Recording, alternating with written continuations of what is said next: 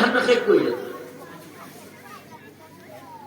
ইমান সাধনা কৰি ইমান সাধনা জীৱন পাৰ কৰি ৰজা এৰিলো চব অতীত বিভূতি ঘূৰি এৰিলো এৰি অৰণ্যত ইমান দিনে সাধনা কৰিছো দেৱঋষি সমাজে দেৱঋষি দিলে ৰাজঋষি সমাজে ৰাজঋষি দিলে বৈশিষ্ট্যডালেহে মোক তাকো মই জীয়াই নেৰাখে সি তাক মাৰিবলৈ কোনে মাৰিলে তেনেকৈ গম পাব এই বুলি দীঘল বৰুৱালে পাত লৈ সেই তগৰ ফুলজোপাৰ ইটো দাঁতিয়ে জোক কৰি এনেকৈ বহি আছিলে তগৰ ফুল এজোপা নহয় আৰু ইমান এডোখৰ দেখিলে নহয়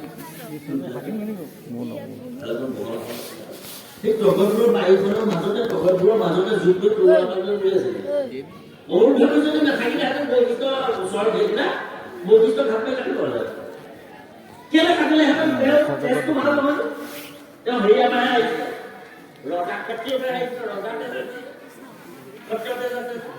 গতিকে তেওঁ কাটি দিলেহেঁতেন কিন্তু সেই কথাটোকে অৰুন্ধতীয়ে সোধা অৰুন্ধতী যেতিয়া সেইটোৱে দম দিলে তুমি তিৰোতা জেগাত থাকিবা তাৰ তেজটো ভাল নহয় মই তাক জানিব সি কেনেকে আহি ব্ৰহ্মৰীতি হ'ব তাক ব্ৰহ্মৰীতি দিবলৈ হ'লে সময় আছে তাৰ যেতিয়াই কৈ দিলে হেৰিয়ে পকিব লাগিব বিশ্বামিত্ৰই পকিব লাগিব বিশ্বামিত্ৰই তৰোৱাল পাত লৈ আহি দণ্ডৱতে পৰিল মোক ক্ষমা কৰক মোক ক্ষমা কৰক মোক ক্ষমা কৰক বৈশিষ্ট্য বহি থৈ যায় আপুনি ব্ৰহ্মৰীতি হয় মোক ক্ষমা কৰক আৰু মই সঁচাকৈ ব্ৰহ্মৰীতি যোগ্য নহয় মই আজি যদি অৰুন্ধতী আই আপোনাৰ ওচৰত নাথাকিলেহেঁতেন এই চোকা তৰোৱাল পাতেৰে মই আপোনাক চিৰচেদ কৰি দি আহিছিলোঁ গতিকে মোক আপুনি ক্ষমা কৰক মই বিদায় ল'লোঁ মই অৰণ্যলৈ যাওঁ মই জয়শ্ৰী হোৱাৰে যোগ্য মই সাধনা কৰাৰ যোগ্য নহয় বুলি একদম দৌৰিব লাগিব পিছে পিছে বৈশিষ্ট্যই দৌৰি গৈ পেলাই বিশ্বামিত্ৰতে ঘূৰিয়া মই অভিশাপ দিম তহঁতে একো দিব নোৱাৰিবি তোক মই এইমাত্ৰ ভস্ম কৰি দিম ঘূৰি আহিবি তৰোৱাল পাত লৈ দে আশীৰ্বাদ তৰোৱাল মুহূৰ্তত দে আজিৰ পৰা মোৰ ক্ষত্ৰিয় তেজ শেষ হৈছে বুলি তই নিজ মুখে ক'লে আজিৰ পৰা তই ব্ৰহ্মৰীতি যা দূৰৰ পৰা ৰাখি থৈ দিলে এইটো মই একেবাৰে কাহিনী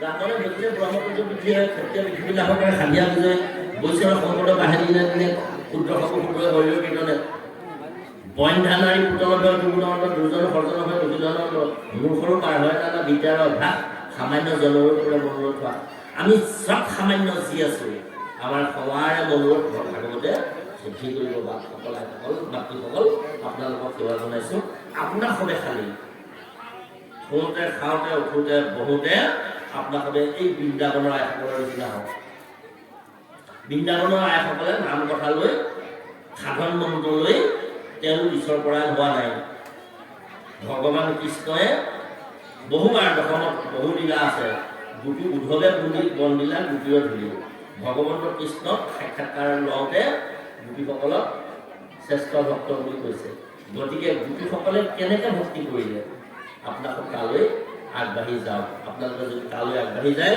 আপোনালোকে দেখিব আইনাসকলৰ সাধন ভক্তি কিমান আইসকলে ভগৱান কৃষ্ণ আহে কলৈ আইসকলৰ ধৰিলে বৃন্দাবনৰ গৰু চৰাবলৈ কৃষ্ণ যায় গৰু চৰাবলৈ বৃন্দাবনৰ গৰু জাক মেলি গোৱালিৰ ঘৰে ঘৰে কৃষ্ণই গাখীৰ লঘু মাখন চুৰ কৰি খাই ঘূৰি ফুৰে ধৰা পৰা কৃষ্ণ কাঠোৰ পঢ়াই কৃষ্ণক কয় কৃষ্ণইও কয় কৃষ্ণ কাঠোৰ পঢ়াই যশোদাৰ পৰা আপুনি দিয়ে গৈ কৃষ্ণইও কান্দি কান্দি কয় আগে মায়ে নামাৰিবা মই মৰি যাম যদিহে লগৰো খাওঁ তোমাৰো মাথাকা খাওঁ নামাৰিবা মই মৰি যাম মোক আৰু নামাৰিবা মই মৰি যাম মই আজিৰ পৰা গোৱালিপাৰালৈ নাযাওঁ এই বুলি কৃষ্ণইও শপত খায় কিন্তু পিছদিনা আকৌ গোৱালিপাৰালৈ যায় কাৰণটো কি কাৰণ সেইটো ভক্তি গুণত আছে পুষ্ট গুণৰ লুবোধ মাধৱ ভগৱন্তৰ নিজ নামৰ লুবিয়া গতিকে তেওঁ গুণত সন্তুষ্ট হয় গোপীসকলে কি গুণ কৰিলেনো পানী আনিবলৈ যাওঁতে কৃষ্ণৰ গুণানুকীৰ্তন কৰি যায় কৃষ্ণ নাম মুখত শুই থাকোঁতে জাগিয়া চিন্তু চৰণ শুই থাকোঁতেও কৃষ্ণৰ গুণানুকীৰ্তন কৰি কৰি শুই থাকে কৃষ্ণৰ চৰিত্ৰ গাই থাকে আৰু চকুৰে দি পানী ওলাই গাড়ী পিটি থাকে জাগিয়া চিন্তু চৰণ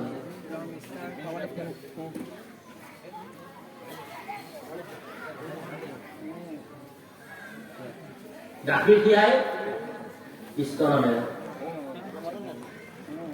গাখীৰ মঠে ঘিউ তৈয়াৰ কৰে, মাখন তৈয়াৰ কৰে, ক্ষীৰ তৈয়াৰ কৰে কৃষ্ণ নামেৰে। গতিকে নাম এটা গতিকে কৃষ্ণক সেইটো প্ৰেমেৰে ভক্তি আপোনালোকৰ গৃহতে কৰক, আপোনালোকৰ গৃহবিলাক মহাবতুলৈ পৰিণত হ'ব। এয়া দশম। ভগৱান কৃষ্ণক এনেদৰে সাধনা কৰক। আপোনালোকৰ দৰে আজি আইমাৰ সংখ্যাটো পাৱাৰ দেখি আমি আনন্দ পাইছোঁ। নেপোলিয়ন বোনাপাৰ্টে কৈছে, give me some good mother, I will give you good nation. মোক এগৰাকী মাক দিয়া, মই এটা জাতি দিম।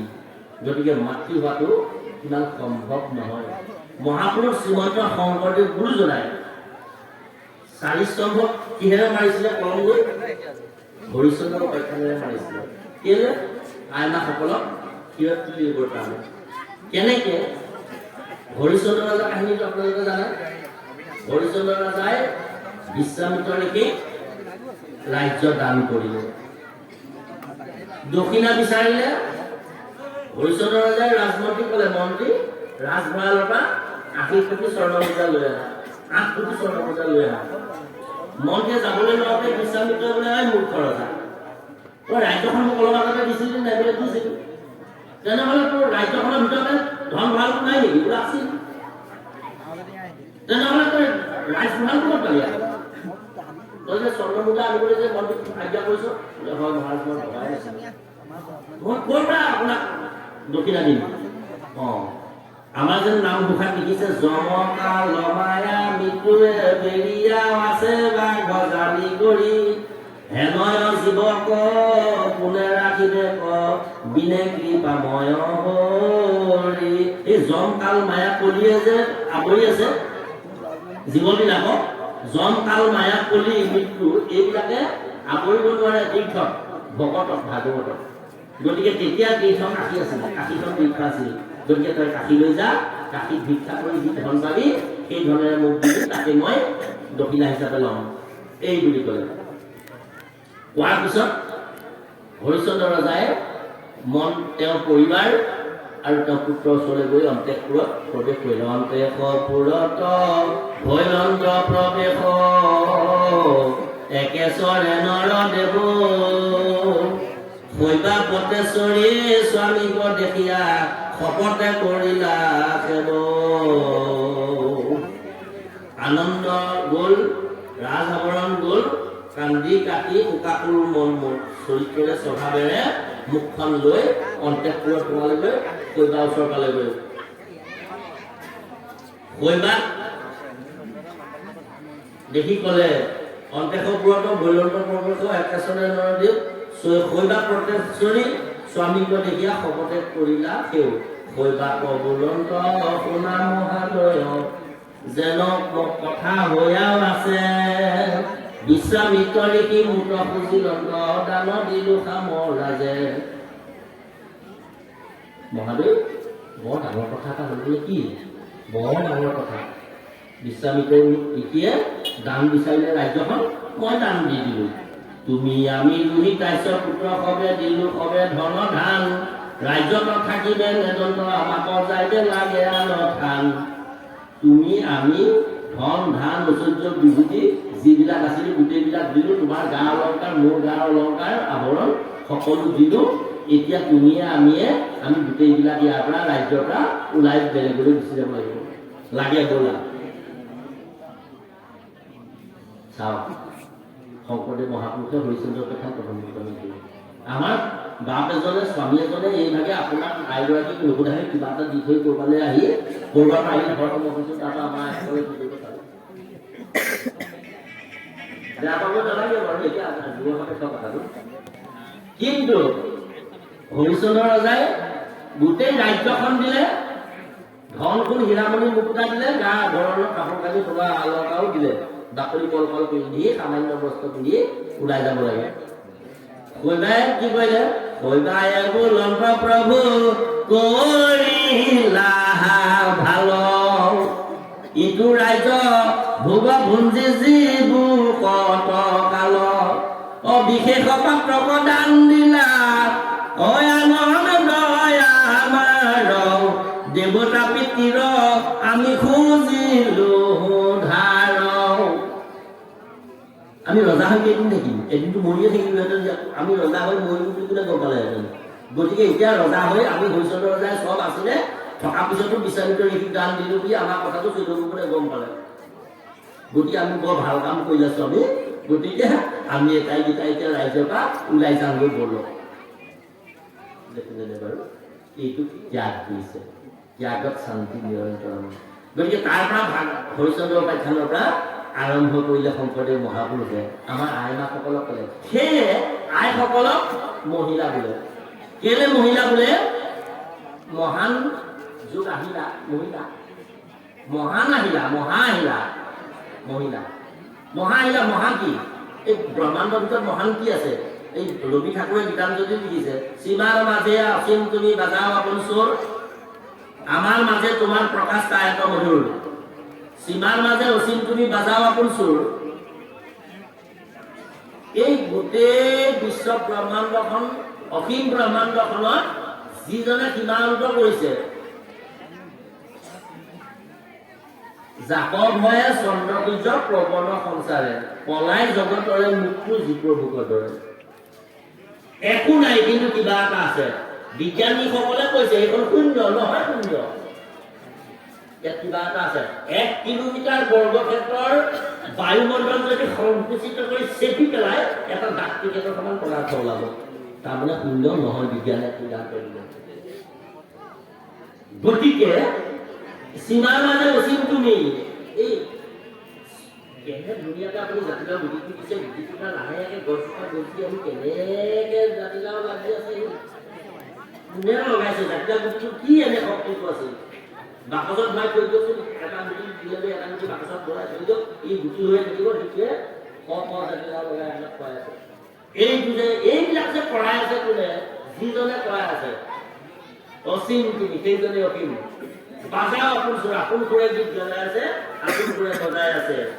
সময়ে সময়ে বৰষুণ আহিছে, সময়ে সময়ে ৰ'দ আহিছে, কেতিয়াবা মাজে মাজে আজি যোৱা নিশা ভূমিকম্পও আনি আছে বাৰু। এই গোটেইবিলাক চলি আছে, যিজনে কৰাই আছে। আমাৰ মাজে তোমাৰ প্ৰকাশ কায়ক মধুৰ, আমাৰ মাজে সেইজনে এই মধুৰ দি আছে, আমাক সকলোকে কৰি আছে। সেইজন ইয়াত আছে কাৰণে আমি কথা কৈ আছো, চকুৰে দেখি আছো, কাণেৰে শুনি আছো, নাকেৰে কথা লৈ আছে। সেইজন আছিল। এইজনক যি আহিলা হিচাপে ল'লে তেওঁহে মহিলা। যাৰ জীৱনত যিগৰাকী আয়ে জীৱনত কেতিয়াও কৃষ্ণ বুলিবলৈ পোৱা নাই, ৰাম বুলিবলৈ পোৱা নাই বা কোৱা নাই, যিজনে কৃষ্ণ বুলি অন্নমুঠি ৰন্ধন কৰি পোৱা নাই, যিগৰাকীয়ে কৃষ্ণ বুলি নিজৰ সতী সন্ততিক সাধু সন্ত মহন্তক এমুঠি অন্ন দিয়া নাই, সেইগৰাকী আই আচলতে আই হোৱা নাই, মহিলা হোৱা নাই। নাৰ মানে পানী, দীঘৈ মানে সৃষ্টি, নাৰী। তেতিয়াহে তেওঁ নাৰী। নাৰ মানে পানী, দীঘৈ মানে সৃষ্টি, তাৰ মানে নাৰী। পানী নহলে ব্ৰহ্মাণ্ডৰ কিবা সৃষ্টি হয় নেকি? একো নহয়। আইসকল কেনেকুৱা হ'ব লাগে? পানী লৈ হ'ব লাগে। ইয়াত গিলাচত আছে পানী। যদি আপোনালোকৰ এই পানী গিলাচ 2-3 মান আপোনাৰ আইচ বক্সত সোমোৱাই দিয়ে, আপোনাৰ হেৰিয়াত আমাৰ ফ্ৰিজত, বৰফ হৈ যাব। ওপৰৰ পৰা যে পানী পৰি থাকে সেয়া পানীয়ে, আমি পানী বুলি কওঁ জানো? পানী পৰিছে বুলি কওঁ জানো? ওপৰৰ পৰা মেঘৰ পৰা যে পৰে তাৰ বৰষুণ আমাৰ পানীয়ে। আমি নেদেখাতে পানীবিলাক উতলি থাকিলে গৰম দিনত বাষ্প হৈ যায় ওপৰলৈ গুচি যায়, ঠাণ্ডা দিনতো বাষ্প হৈ যায় ওপৰলৈ গুচি যায়। এইবিলাক আমাৰ বাষ্প। বাষ্প মিন্স পানী, মেঘ মিন্স পানী। আইসকলৰ নাম দেখিছেনে বাৰু? পানীৰে কিমান নাম? বাষ্প বুলিলে, বৰফ বুলিলে, বৰষুণ বুলিলে, নদীত থাকিলে নদী, পুখুৰীত থাকিলে পুখুৰী, গিলাচত থাকিলে গিলাচ। গতিকে আইমাসকলৰ উপাধি এয়া।